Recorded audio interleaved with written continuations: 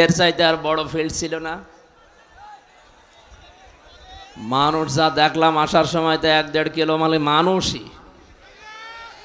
এত মানুষের জায়গা দেওয়া তো সম্ভব না। আপনারা আমার মনে হয় কিছু মানুষ বাড়ি চলে যান। কি বলবো, তো জায়গা তো হচ্ছে না, গার উপরে বসবেন। অন্তত ওই রাস্তায় প্রজেক্টর দেওয়া নেই, বিভিন্ন জায়গায় প্রজেক্টরের সামনে যান ভাই। আর কি দেখবেন, কি 3 বছর জেলে থাকার পরে আমার কি আর সেই পরিমণের মতো সেই রূপ আছে? আমার সব শেষ করে দিয়েছে, আমি এখনো অসুস্থ। মঞ্চে বসা আছেন আমাদের অভিভাবক, এ থানার সম্মানিত অফিসার ইনচার্জ বড় ভাই জনাব আব্দুল হান্নান,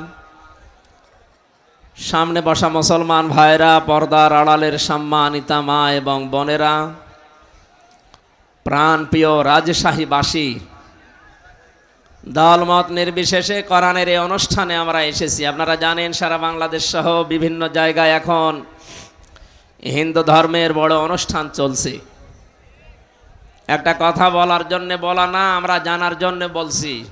যদিও অনেকে হিন্দু ধর্মের এই অনুষ্ঠানকে বলতেছেন এটা সনাতন ধর্মের অনুষ্ঠান না। সনাতন মানে পুরাতন। সনাতন মানে কি?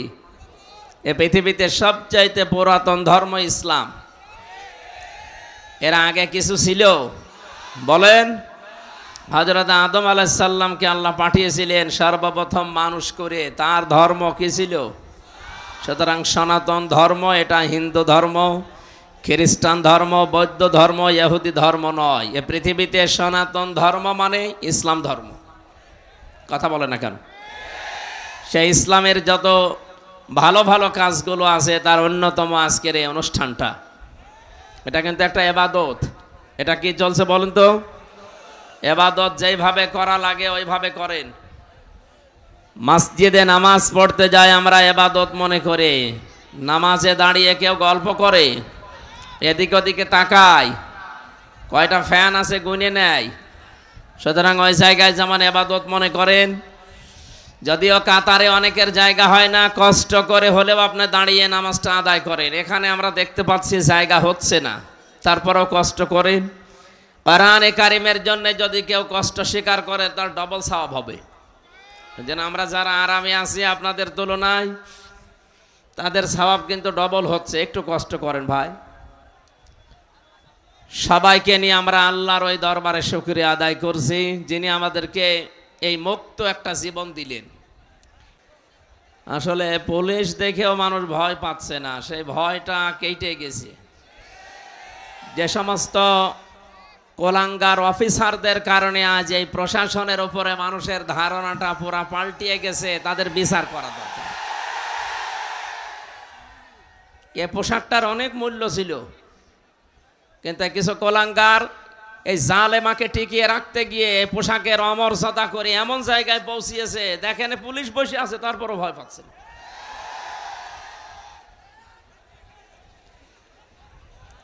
যারা দায়িত্বে ছিল ওই মানুষগুলোকে যেন ছাড় দেওয়া না হয়, যারা এই পোশাকের অন্তত বদনাম করে দিয়েছে এই দেশে। অন্যতম যারা কয়েকজন ধরা পড়েছে, আমরা চাই আরো বিশেষ করে হারুন আঙ্কেল এটা যেন ধরা পড়ে। কোথায় আছে আমরা জানি না, যেখানেই থাকে দেশে গোয়েন্দা যারা আছেন খুব তাড়াতাড়ি তারা বের করেন। পোশাকের মর্যাদা তার জন্যেই, তার জন্যে নাই, আরও আছে এরকম 27 জন আমি তালিকা জানি। এই 27 জনের কারণে আজ পুরা প্রশাসনের উপরে বাংলার মানুষেরা তো ক্ষোভ। এটা যেন আস্তে আস্তে পাল্টিয়ে যায়। আপনারা আমি পায়ে ধরতে হলে ধরতে বলেন, কিন্তু কথা বলবেন না ভাই। দাঁড়িয়ে থাকেন, শুয়ে থাকেন, বসে থাকেন, কথা বলবেন না। আমি এমনি অসুস্থ, আমার স্ত্রী আমার সন্তান সব লাইফ সাপোর্টে ছিল, তাদেরকে এই কিছুক্ষণ কয়েকদিন আগে দিয়েছে কেবিনে, এখনও পর্যন্ত তারা ভালো না, আমারও অবস্থা ভালো না। সেদিন রংপুরে গিয়ে এমন অসুস্থ হয়ে গিয়েছিলাম, ডাক্তার বলছে কথা বলা যাবে না, রাত 10টার পরে জেগে থাকা যাবে না। আমি এটা যেহেতু রেকর্ড হচ্ছে সারা দেশেই বলছি, এমনিতেই মাহফিল করা এখন নিষেধ। ডাক্তারের সর্বোচ্চ নিষেধে যে রাত 10টার পরে আপনি আর জেগে থাকবেন না, আর গা যদি ঘামে তাহলে আবার অসুস্থ হয়ে যাবেন। এজন্য আহ্বান জানাচ্ছি, যারা আমার অনুষ্ঠান নিয়েছেন, আমি সব করব না, কিছু কিছু বাদ দেবো। যেই কয়টাই করি সর্বোচ্চ রাত 9টায় আমার তুলে দেওয়া লাগবে। যদি না দেন ওই মাহফিলে আমারে নিয়ে যাবেন না। কোরআনের পাখি আল্লামা দেলাওয়ার হোসেন সাইদি রহমতুল্লাহ আলাইহে, ওনার অনুষ্ঠান যদি রাত 9টা 10টায় শেষ হয়ে যেতে পারে, আমাদেরও শেষ হবে ইনশাল্লাহ। আমরা ওই পরিবেশ কায়েম করবো এই দেশে। ওই সারা রাত ধরেই করে ফজরের নামাজ না পড়ে তার পরের দিন কর্মজীবনও কষ্ট হয়ে যায়।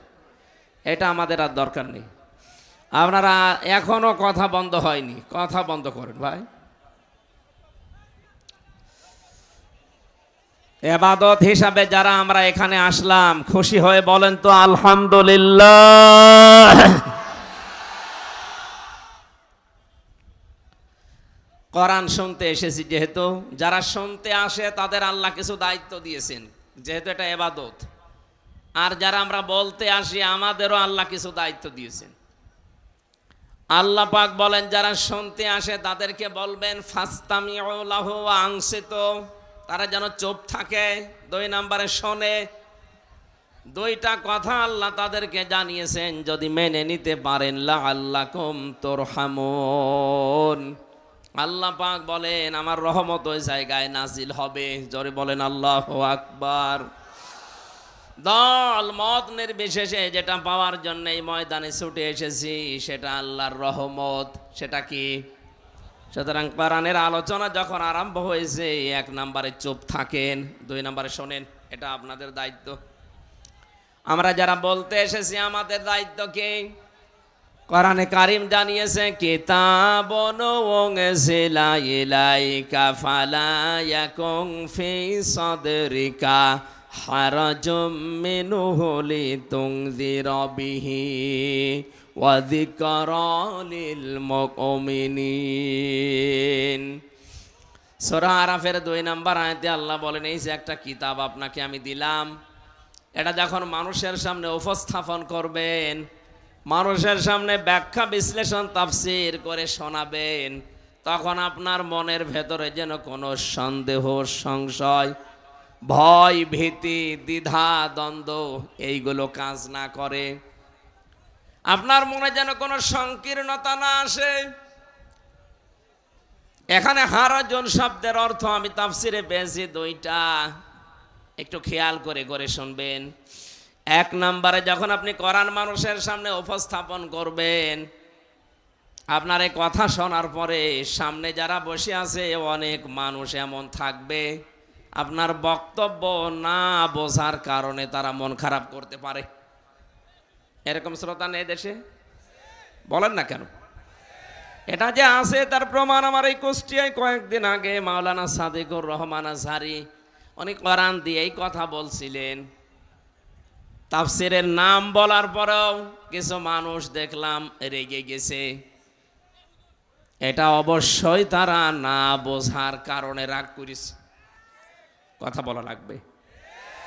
কোন মুসলমান দাবি করার পরে আল্লাহর কোরআনের কথা শুনলে রাগ হবে এমন মুসলমান এই দেশে আছে না? নেই। হয়তো না বোঝার কারণে মন খারাপ করে। আর একটা কারণ আছে। 2 নম্বর কারণ হচ্ছে, আবহমান কাল থেকে এমন এমন নিয়ম নীতি ইসলাম মনে করে আমাদের এই দেশগুলোতে পালন করা হচ্ছে, আসলে যেটা ইসলামে নেই। কোরআনের ব্যাখ্যা করতে গেলে ওইগুলো তো টিকবে না, কারণ কোরআন হচ্ছে আলো, আর যত পাপাচারের কাজ আছে সব হচ্ছে অন্ধকার। আপনারা দেখবেন এই পৃথিবীতে 3টা প্রাণী দিনের আলোতে বের হয় না, রাতের আধারে বের হয়। পেঁচা, বাদুর আর চামচিকা। সূর্যের আলো যতক্ষণ থাকে ওরা কিন্তু বের হয় না। রাতের আধার যখন শেষ যায়, অন্ধকার হয়ে যায়, তখন ওরা বের হয়। বের হয়েই ঠিক থাকে না, মানুষের ফসল নষ্ট করে, কলা নষ্ট করে, পানের বরজ নষ্ট করে। এক কথা বলে না কেন? এটা আমরা দেখেছি, তাই বাস্তব বলছি। দিনের আলো, সূর্যের আলো এদের পছন্দ হয় না। রাতের অন্ধকার এদের ভালো লাগে, এই জন্য এদের নামও দেখেন ডিজিটাল নাম। পেঁচা, বাদুর, চামচিকা, এর নাম শুনে বোঝা যাচ্ছে চেহারা কেমন হবে। কথা বলে না কেন? যদিও আজ বাস্তবে অনেকের নামের সাথে বাস্তবের মিল পাওয়া যাচ্ছে না, যিনি পালিয়েছেন ওনার নামটা কিন্তু অনেক সুন্দর ছিল, হাসিনা। হাসিনা মানে সুন্দরী। হাসিনা মানে কি? এত একটা সুন্দর নাম নিয়ে এমন ঘৃণিত কাজ করে গেল দুনিয়াতে। আপনি জরিপ দেখেছেন সারা পৃথিবীতে কয়েকজন মানুষের নাম ঘৃণার তালিকায় এখন আছে, তার ভেতরে এই মহিলার নাম। মানুষ নামটা নেয় কিন্তু গালি হিসাবে। এই যে ইয়াজিদ নামে যে লোকটা, এও অত্যাচারী ছিল, এও স্বৈরাচার ছিল। নামটা কিন্তু ভালো, কিন্তু স্বৈরাচার অত্যাচারী হওয়ার কারণে আল্লাহ নামটা গালি বানিয়ে দিয়েছে।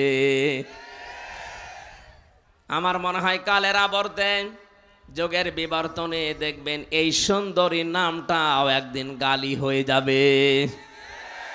কারণ যার জীবনে জুলুম বেশি, যার জীবনে অত্যাচার বেশি, তাকে সৃষ্টি জগতের কাছে আল্লাহ ঘৃণিত করে দেয়। আরে দায়িত্ব আল্লাহ নিজে নিয়েছেন। বাস্তবতা এটাই। দেখেন কোন হিন্দুকে যদি বলেন ভাই আপনার ছেলে হয়েছে ইয়াজিদ রাখেন, বলে এটা নাম হইল তো গালি। এমনকি কাউকে যদি রাগাতে চান শুধু কার কাছে বলবেন ইয়াজিদের বাচ্চা, এমনি রেগে যাবে। মারাও লাগবে না, চোখ গরম দেওয়া লাগবে না, শুধু বলবেন ইয়াজিদের বাচ্চা, রেগে বাঘ হয়ে যাবে। কথা বলে না কেন?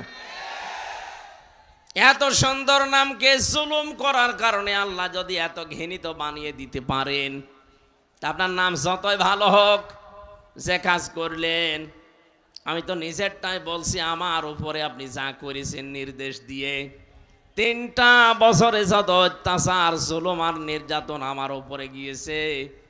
ব্যারিস্টার আরমানের কথা, আমান আজমি ভাইয়ের কথা বাদ দিলাম, ওনার তো আরো উপরে। আমারে 10 দিন আপনি মাটির নিচে যেভাবে রেখে দিয়েছিলেন, কোনো মানুষ মানুষের সাথে এই করে আমার বিশ্বাস হয় না।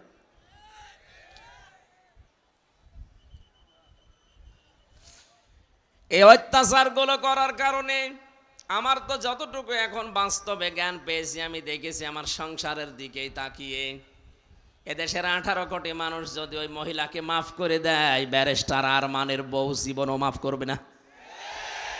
আর আমার মেয়েটা, ছোট মেয়েটা, এত রাগ ওই নামটা শুনলেই ও রেগে যায়, অথচ নামটা কত সুন্দরী। জালেমদের উপরে আল্লাহ সৃষ্টি জগতের ভেতরে ঘৃণা তৈরি করে দেয়। এ দায়িত্ব হামজার না, এ দায়িত্ব কার? যেহেতু পেশাবাদর শামসিকার নাম শুনলেই বোঝা যাচ্ছে চেহারাও কিরকম হবে। রাতের অন্ধকার বেছে নেওয়ার কারণে ঠিক থাকে, রাতে বের হয়ে শুধু ক্ষতি করে। আজ যারা জুলুমের অন্ধকার বেছে নিয়েছিলেন, আজ যারা শিরকের কুফরের বেদাতের অন্ধকারের পথ বেছে নিয়েছেন, আপনারাও মানুষের ক্ষতি করার জন্য, ঈমান ধ্বংস করার জন্য আপনারা রাতের অন্ধকার পাপের কাজগুলো বেছে নিয়েছেন। এটা যদি ইসলামে নেই, এই শিরিক ইসলামে আছে, বেদাত আছে, বলেন এ জুলুম নেই ইসলামে। এই কাজগুলো যারা করবে, পৃথিবীর ময়দানে মহান আল্লাহ পাক বলেন এই মানুষগুলোর সামনে আপনি কোরআন উপস্থাপন করতে গেলে ওদের তো ভালো লাগবে না, কারণ মানুষগুলো দেখবে আমির হামজা যা বলতে চায় এগুলো আমার সাথে মেলে না। ও তখন রাগ করতে পারে। আপনার হাদিয়া তোফা নজর নেওয়া, যেমন কি আপনার যাওয়া আসায় পর্যন্ত প্রতিবন্ধকতা সৃষ্টি হতে পারে। 1500 বছর আগে এই কথা আল্লাহ কোরআনে জানিয়েছেন হারজনের ব্যাখ্যায়, অথচ বাংলাদেশে এখন এই 1500 বছর পরে দেখলাম খাপের খাপ মিলে যাচ্ছে। মুসলমানদের ভেতরে হয়তো কেউ না বোঝার কারণে মন খারাপ করে, আর কিছু মানুষ যারা আল্লাহ রসুলে বিশ্বাসী, এরা যখন দেখে যে না কোরআনে যা বলে এটা তো আমার বাবার দরবারের সাথে মিলছে না, আমি যে রাজনীতি করি এর সাথে মিলছে না, তখন ওরা বলবে হুজুর কোরআন হাদিসের কথা বলেন, তা আমি কি বাবার কথা বলছি নাকি? সেদিন দিনাজপুরে ছিলাম, উনি আমার কানে কানে বলছে হুজুর এমন কোনো কথা বলবেন না যেন আমার গায়ে লাগে। আমি আপনার চিনি, কোথায়? আমার বাড়ি কুষ্টিয়া, আপনার বাড়ি দিনাজপুর, প্রায় 250-300 কিলোমিটার পথ। এত দূর পর্যন্ত এসেছি বনে আপনাকে আমি দেখিও নি, আপনার নামও শুনিনি। আপনার বিরুদ্ধে যাবে মানে আপনার পক্ষে যাওয়ার মতো কোনো কথা আমার আল্লাহ কোরআনে দেয়নি। কারণ আপনি যদি জালেম হয়ে থাকেন, মুনাফিক হয়ে থাকেন, আপনার পক্ষে কোনো কথা কোরআনে আছে? এক কথা বলেন, আছে? আমি কি নতুন করে কিছু বানাবো নাকি? আপনারা আসলেই বলেন যে আপনি যা বলেন সব ওই দলের দিকে যায়। আরে ভাই, ওই দলের লোক কোরআন মেনে চলে, এই জন্য ওই দলের দিকে যায়। আপনি তো কোরআন মানেন না, আপনার দিকে যাবে কি করে? যেখানেই যাচ্ছে এখন সারা দেশে একই অবস্থা। জালেম তো বিদায় নিয়েছে, কিন্তু মুনাফিক কিছু আছে। এই মুনাফিক গুলো খালি বারবার বলতে থাকে আমাদের বিরুদ্ধে যেন বলবেন না। আরে ভাই, আমি কি আয়াত নতুন করে তৈরি করব? কোথায় পাবো আমি? যা আছে জালেমের বিরুদ্ধে যেমন মুনাফিকের বিরুদ্ধে এইরকমই কথা বলেন না কেন? আপনার পক্ষে যদি আল্লাহর কোরআনের কথা, রাসূলের হাদিসের কথা নিয়ে আসতে হয়, তাহলে হারজনের ব্যাখ্যাটা আপনাকে বোঝা লাগবে। যেহেতু আমি এখানে বসেছি, কি করে উপস্থাপন করা লাগবে কোরআনে ধরন আল্লাহ আমাকে শিখিয়ে দিয়েছেন। আমরা সেই ধরনটার সামনে নিয়েই বলতে চাই। আল্লাহ আমাদের তৌফিক দাও, বলেন আমিন। 2024 সালের 5 আগস্টের সাথে কোরআনে কারিমের একটা আয়াতের আমি মিল পেয়েছি। এদিকে তাকান। এখন প্রশ্ন আসতে পারে, এটা নাজিল হয়েছে 1500 বছর আগে, 2005 সালের 5 আগস্টের সাথে মিল পেলেন কি করে? আপনি মিলবে। সূরা আনআম 44 নম্বর আয়াত, ফালাম্মা নাসু মা যুক্কিরু বিহি ফাতাহনা আলাইহিম আবওয়াবা কুল্লা শাইইন হাত্তা ইযা ফারিহু বিমা উতু আখাযনাহুম বাগতাতান ফাইযা হুম মুবলিসুন। যারা কোরআন পড়তে পারেন আরবিতে, বাংলায় একটু বাড়িছে, সূরা আনআমের 44 নম্বর আয়াতটা মিলান, তখন দেখবেন জালেমদের প্রতি যারা ছাপাই গাচ্ছে এখনো, তাদের মুখ বন্ধ হয়ে যাবে। রব্বুল আলামিন বলেন, যখন তারা আমার আদেশ নিষেধ আমি যেটা পাঠিয়েছিলাম তাদের উপরে, এটা যখন তারা ভুলে গেল, তাদের যে নিয়ামতের দরজা আমি আল্লাহ সবগুলো খুলে দিলাম। এই যে ফাতাহনা, এর ফাইল সরাসরি আল্লাহ, বাবের বহুবচন আবওয়াব, ওদের শান্তির যত দরজা আছে সব আমি আল্লাহ ওদের ভুলে যাওয়ার কারণে খুলে দিলাম। প্রশ্ন আসতে পারে, আল্লাহর আদেশ ভুলে যাওয়ার কারণে আল্লাহ নিয়ামত আরো কেড়ে নেয়, আল্লাহ বাড়িয়ে দিল কেন? জবাব দিচ্ছে, এবার তাকান। 2006 সালের 28 অক্টোবর এই মাসে আমরা দেখেছিলাম একজন মানুষের মুখের কথাই লগি বইটা নিয়ে সারা দেশ থেকে মানুষ ঢাকায় গিয়ে জসিম ভাইয়ের মতো মানুষকে পিটিয়ে হত্যা করে লাশের উপরে ড্যান্স দিয়েছিল। জীবনে বহু ইতিহাস পড়েছি বিশ্ববিদ্যালয় থেকে, কিন্তু এই ইতিহাস কোনোদিন আমি শুনিও নি, পড়িও নি। দেখা তো দূরের কথা, যে জীবনে আশরাফুল মাখলুকাত মানুষ হত্যা করার পরে তার লাশের উপরে ড্যান্স দেওয়া যায়। সিরাজগঞ্জ থেকে একবার যাচ্ছিলাম মাহফিল করে, ড্রাইভারের পেছনে বসে আছে বাসের ড্রাইভার, মাঝখানে দেখলাম একটা কুকুর পড়ে আছে। কুকুরের গার উপর দিয়ে চালিয়ে না দিয়ে উনি বাম দিয়ে দিল, গাড়ি একটু কেঁপে উঠেছে। ড্রাইভারকে বললাম, ভাই আপনি এমন করলেন, গাড়ি এখনই তো অ্যাক্সিডেন্ট হয়ে যেত। আমার বলছে, হুজুর আপনি দেখেন না একটা কুকুর পড়ে আছে, আমি ডবল করে ওর গার উপরে চাকা চালাবো, আমার বিবেক নেই। বললাম, ভাই ও তো মরা কুকুর, ও মারলে কি আর না মারলে কি? ড্রাইভার আমার দিকে ঘুরে বলছে, হুজুর আপনি কি আসলে হুজুর?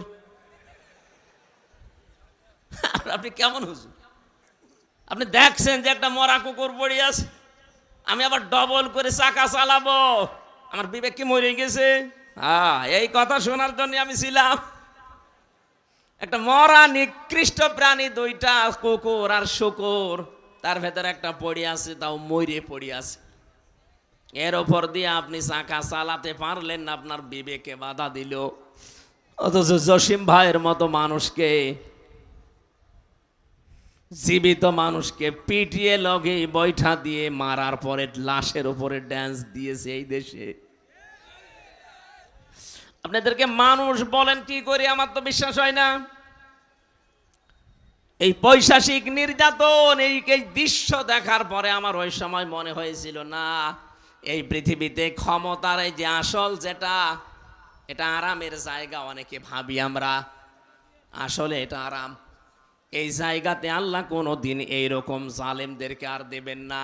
কিন্তু দেখলাম 2 বছর পরে ঠিক আল্লাহ তাদেরকে দিল। মনে করলাম হয়তো খুব বেশি হলেও নয় 5 বছর টিকবে। 9 সালে আসার পরে 13 সালে দেখি না আবার টিকে গেল, সে যেভাবেই হোক। 13 সালের পরে মনে করেছিলাম না না আর টেকার মতো কায়দা নেই। 18 সালে দেখি না আবার টিকে গেল। 24 সালে আসার পরে দেখলাম না, তারা আবার টিকে গেল। মনে মনে ভাবছি, আল্লাহ তোমার কোরআনে তুমি নিজেই জানিয়েছ, মানুষ যখন তোমার নিয়ামত পাওয়ার পরে ভুলে যায়, তখন তাদের শান্তির দরজাগুলো তুমি খুলে দাও। কিন্তু পরের শব্দে তুমি কি বললে? হাত্তা ইযা ফারিহু বিমা উতু, যখন তারা আমার দানকৃত এই বস্তু, এই শান্তি, স্বস্তি, নিরাপত্তা, প্রভাব প্রতিপত্তি, ক্ষমতা, এগুলো পাওয়ার পরে যখন আনন্দে আত্মহারা হয়ে যায়, আল্লাহ বলেন আখাযনাহুম বাগতাতান, আমি আল্লাহ আকস্মিকভাবে তাদেরকে আমি নিজে ধরি। আপনি বলেন তো 2006-এর এই অক্টোবরের 28 তারিখের পর থেকে 24 আগস্টের 5 তারিখ পর্যন্ত কোনো সম্ভাবনা ছিল যে এরা পড়ে যেতে পারে না? এদেশে বিএনপির মতো এত বড় দল, জামাত ইসলামের মতো এত বড় দল বহু চেষ্টা চালিয়েছে, 15.5 বছর এক চুলও নড়াতে পারে নাই। অথচ আল্লাহ নিজে মনে হচ্ছে ছাত্র ছাত্রীদের সাথে আবাবিল পাঠিয়েছিল, কিচ্ছু হাতে ছিল না তাদের, নিরস্ত্র, শুধু মুখের ভাষা দিয়ে জালেম পালাতে পারে। আল্লাহ বলেন আখাযনাহুম, আমি নিজে ধরেছি, বাগতাতান, আকস্মিক ভাবে। এমন আকস্মিক ভাবে ধরেছে, দুপুরের খাবার খাবে সে সময় পায়নি। পরের শব্দ তো আরো কঠিন।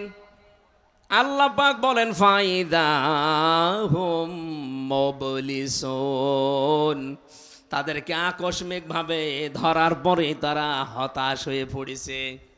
এদের চেহারার ভেতরে যে হতাশার ছাপ, এর বাস্তব চিত্র এই দরবেশ। আপনি দরবেশ যেদিন কোর্টে তোলে দেখেছেন চেহারা তো বোঝা যাচ্ছিল না, পচা ডিম খাওয়ার পরে দু একটু বোঝা গিয়েছে। আমি আরো বেশি দেখেছি ওই কালা মানিককে, কলার পাতায় আল্লাহ শুইয়েছে, এমনকি ওর বিসি উড়ে গেছে, ওর সংসার করার কাজ শেষ।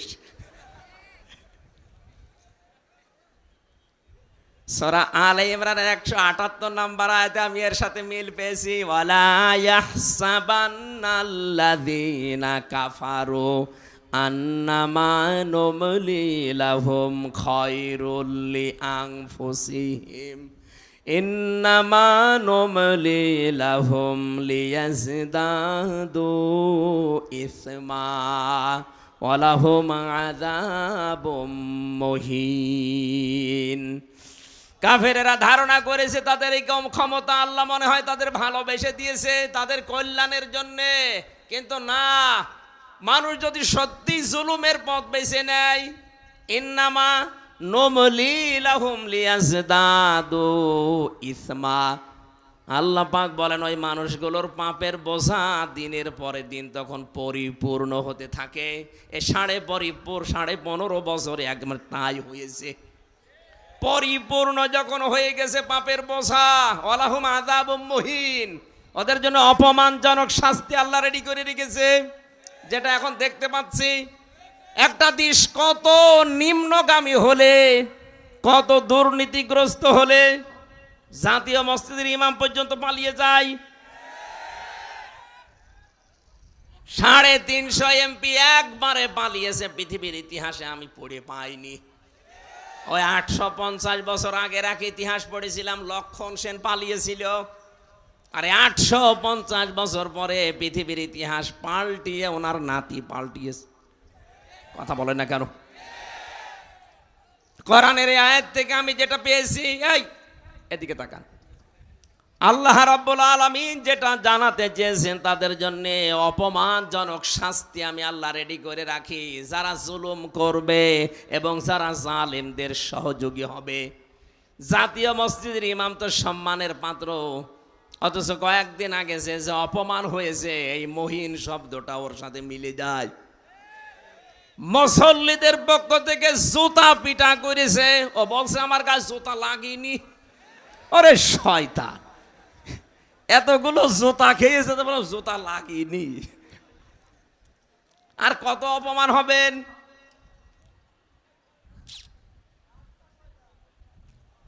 রাজশাহীবাসী সূরা আনামের 44 নম্বর আয়াতের পরের অংশ বলছি এবার। ওদের যে আল্লাহ হতাশ করে দিয়েছে, ওরা নিরাশ হয়ে গেছে। আল্লাহ বলেন ফাকুতি আদাবিরুল কওমিল্লাযিনা যালামু, জালেমদের শিকড় কেটে দেওয়া হয়েছে। কেটেছে কে জানা নেই।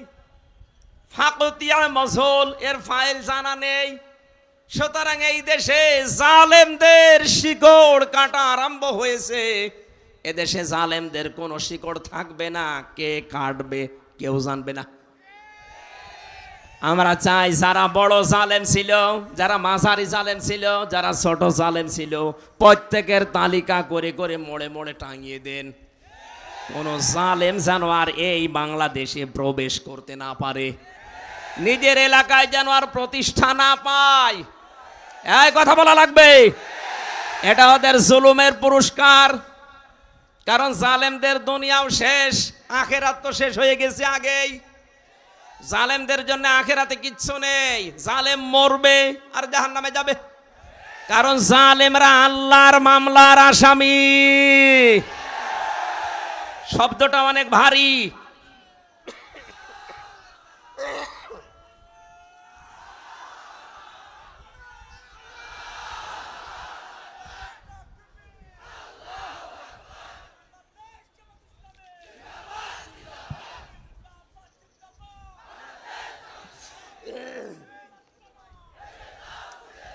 আলহামদুলিল্লাহ ভাই,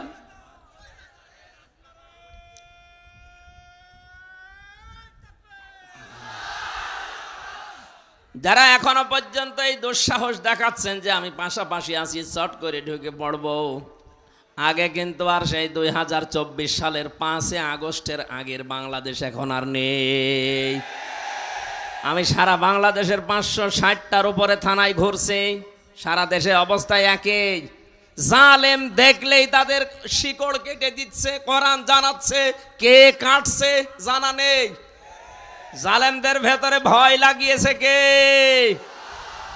যারা নিজেরা ভয় পায় তার প্রমাণ ওই যে গোপালগঞ্জের উনি বলছে, আপা ভয় পাবেন না, আপনি ঘাবড়াবেন না, আপনি ঘাবড়ালে আমরা নরম হয়ে যাই। ওরা যে নরম হয়েছে, ওদের শিকড় যে কেটে গেছে, এ কথা কার? জালেমদের ব্যাপারে ভয়ঙ্কর একটা কথা কোরআনে কারিমে আমি পেয়েছি।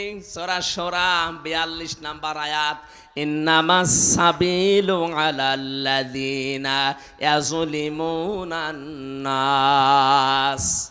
আল্লাহ পাক বলেন, অবশ্যই আমি নিজে কিয়ামতের ময়দানে জালেমদের বিরুদ্ধে বাদী হয়ে মামলা দায়ের করব। এদেশের 1628টা চেয়ার ছিল, 1628টা চেয়ারে যারা ছিল প্রত্যেকটা মানুষ এই দেশের জনগণের কাছে জালেম হিসাবে পরিগণিত। কথা বলা লাগবে।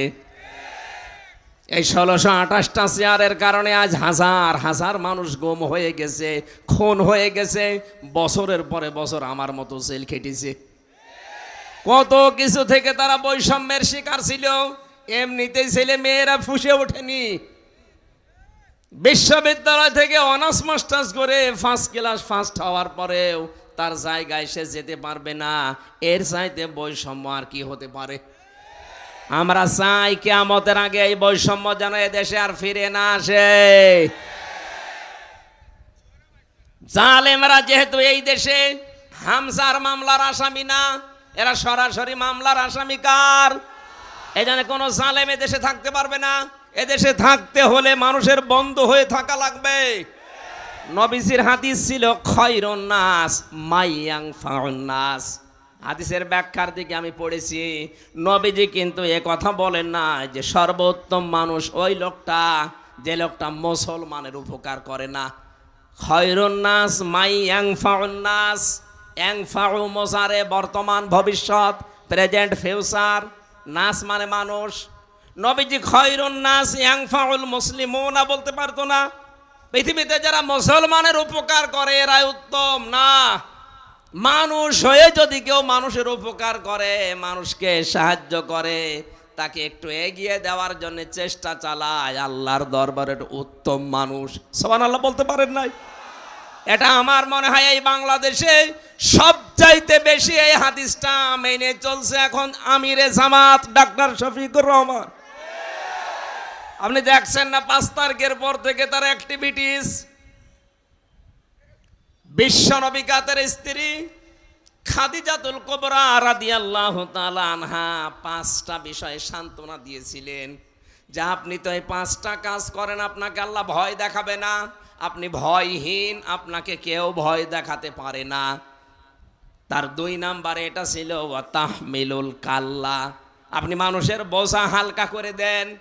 এই 15.5 বছরে কত মানুষের বোঝা আপনি আরো ভারী করে দিয়ে গেলেন। বিশেষ করে 5 আগস্টের আগ পর্যন্ত এই দেশে 2780 জন এখনো পর্যন্ত হাসপাতালে কাতরাচ্ছে। তারা তাদের পরিবারের কাছে, ভাই বোনের কাছে, মা বাবার কাছে বোঝা। এই কথা বলে না কেন? 1080 জনের উপরে শহীদ হয়েছে এই দেশে। এই মানুষগুলো পরিবার চালাতো, অথচ পরিবারের জন্য তারা বোঝা। হাজার হাজার কোটি কোটি টাকা ঋণের বোঝা বাংলাদেশে রেখে আপনি পালিয়ে গেলেন। আপনি নবীর উম্মত হতে পারবেন?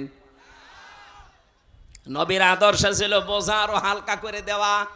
আর এমন দেশ আপনি উপহার দিয়ে চলে গেলেন। এখন আমার একটা মেয়ে যদি এই দেশে আসে, জন্ম নেয়, সে 1 লাখ টাকা তার মাথার উপরে বোঝা।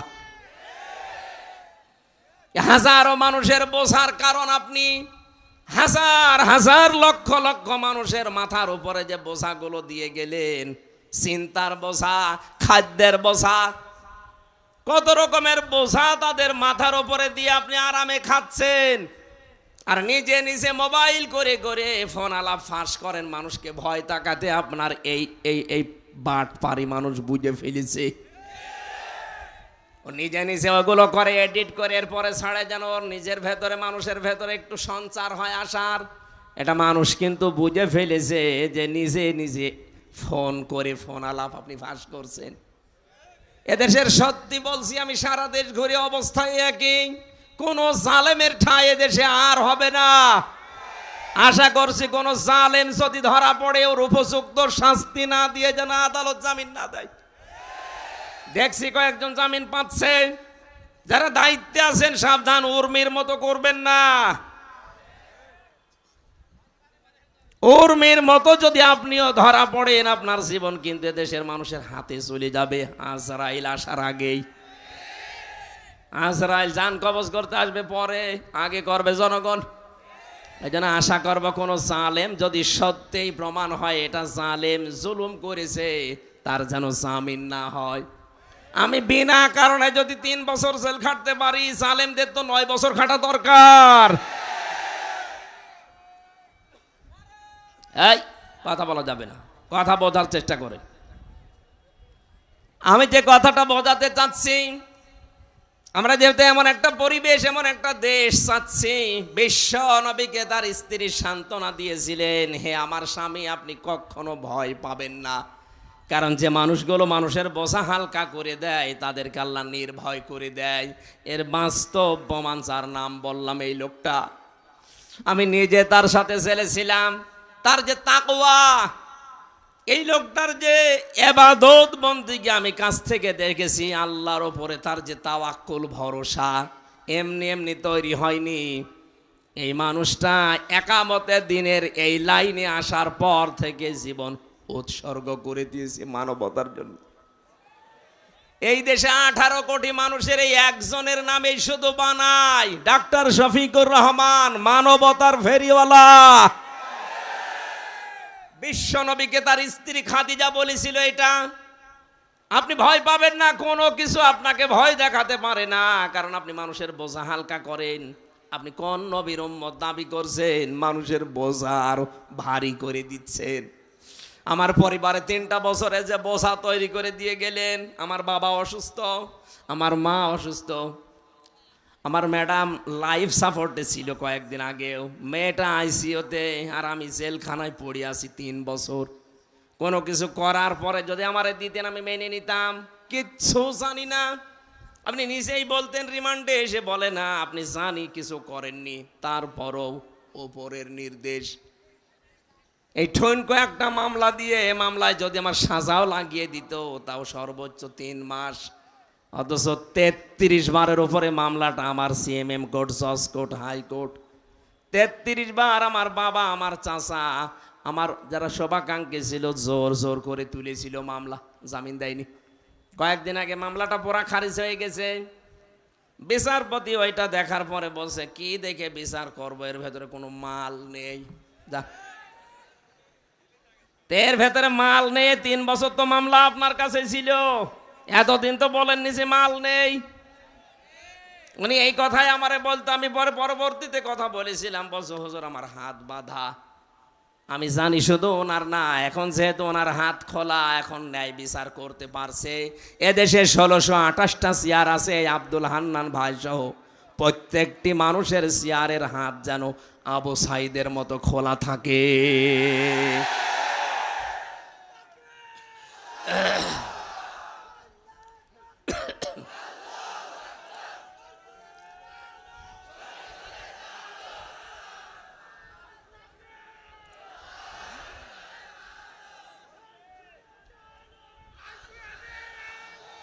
আমার ভাইরা, আমরা আর কিয়ামতের আগে এই দেশে যারা চেয়ারে বসবে তাদের হাত বাঁধা দেখতে চাই না, চাই সবার হাত খোলা থাকবে।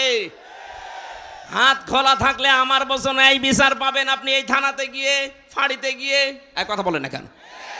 আর যদি হাত বেঁধে দেন, আব্দুল হান্নান না ওনার বাবাও যদি চেয়ারে বসে, বলবে আমার হাত বাঁধা। যেন আমরা চাচ্ছি এদেশে কারো হাত যেন আর বাঁধা না থাক। জামাত ইসলামী বাংলাদেশের পক্ষ থেকে 41টা প্রস্তাবনা দিয়েছে, আপনারা দেখেছেন। এর ভেতরে 2টা অন্যতম, যে প্রশাসনে যারা আছে তাদেরকে যেন আলাদা করে দেওয়া হয়। ওই অমক নেতা পাতি ছাতি কি বলবে সেই অনুযায়ী কাজ করা লাগবে। তার মানে কি ওনারা কি আপনার গোলাম নাকি? 18 কোটি মানুষের টাকা দিয়ে ওনার বেতন হয়, সবার দিকে তাকানো লাগবে। জামাত ইসলামীর এই প্রস্তাবনার সাথে আমরা একমত কিনা বলেন তো?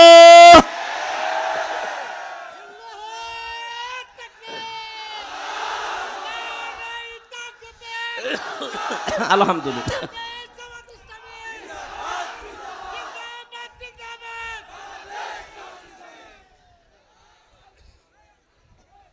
রাজশাহীবাসী আমরা বাকি কথা আমার শরীর এবং সময়ের দিকে খেয়াল করছি। কালকে আমার শপথ আছে কুষ্টিয়াতে, আমি বেশি দেরি করতে পারবো না। সকাল 6টায় আসবে সেক্রেটারি জেনারেল।